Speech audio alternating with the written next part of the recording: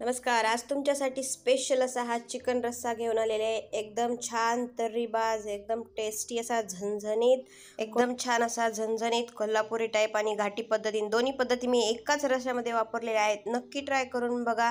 चला तर मग मी पूजा, माझ्या चॅनलमध्ये परत एकदा तुमचं स्वागत आहे. चला तर वेळ न घालवता या झणझणीत रश्श्याला आपण सुरुवात करूया.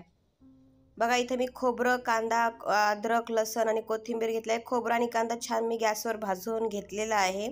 तुम्ही पण भाजूनच घ्यायचं आहे. आता हे सगळं मिश्रण आपण मिक्सरच्या भांड्यामध्ये टाकून बारीक करून घ्यायचं आहे. आपल्याला याची पेस्ट बनवून घ्यायची आहे एकदम बारीक अशी. बघा आता इथे मी बारीक पेस्ट बनवून घेतलेली आहे. तुम्ही पाहू शकता एकदम छान असा हा मसाला बनवून रेडी आहे. चला तर आता कढईमध्ये तेल टाकायचं आहे 2 ते 3 टेबलस्पून. त्याच्यामध्ये आपण बारीक चिरलेला कांदा ॲड करणार आहोत. एक बारीक चिरलेला कांदा ॲड करते मी. त्यानंतर आपण टोमॅटो पण ॲड करणार आहोत. कांदा थोडासा परतवून घ्यायचा आहे. कांदा थोडा परतल्यानंतर त्याच्यामध्ये आपण टोमॅटो ॲड करायचं आहे. टोमॅटो पण थोडंसं नरम होईपर्यंत आपल्याला छान परतवून घ्यायचं आहे. त्यानंतर याच्यामध्ये आपण जो बारीक मिक्सरला लावून घेतलेला मसाला आहे, वाटण आहे, ते आपण याच्यामध्ये ॲड करणार आहोत. बघा आता हे वाटण पण छान आपल्याला तेल सुटेपर्यंत फ्राय करून घ्यायचं आहे.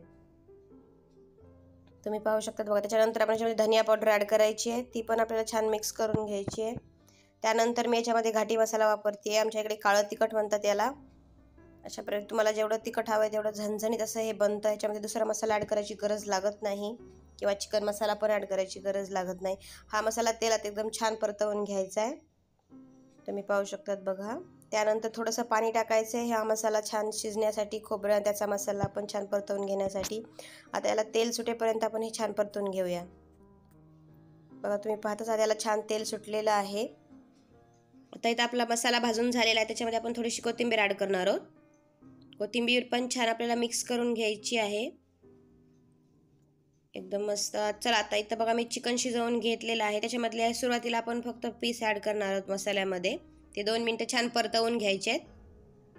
बघा आता इथं मी चिकनचे पीस ॲड करते. ते छान आपण परतवून घेऊया.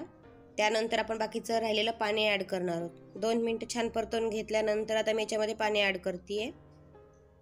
बघा तुम्ही पाहू शकता. तुम्हाला वाटलं असतं तर तुम्ही याच्यामध्ये मीठ ॲड करू शकता वरतून, नाही तर मीठ करायची गरज नाही. ऑलरेडी आपण चिकन शिजवताना मीठ ॲड केलेलं असतं. एकदम छान तर्रीबाज असा हा रस्सा तयार होतो.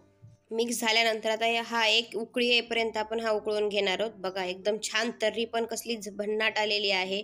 एकदम छान. चला तर आता हा आपला चिकन रस्सा बनवून रेडी आहे. आपण सर्व करूया. एकदम मस्त झणझणीत, खायला देखील टेस्टी असा हा आपला चिकन रस्सा बनवून रेडी आहे.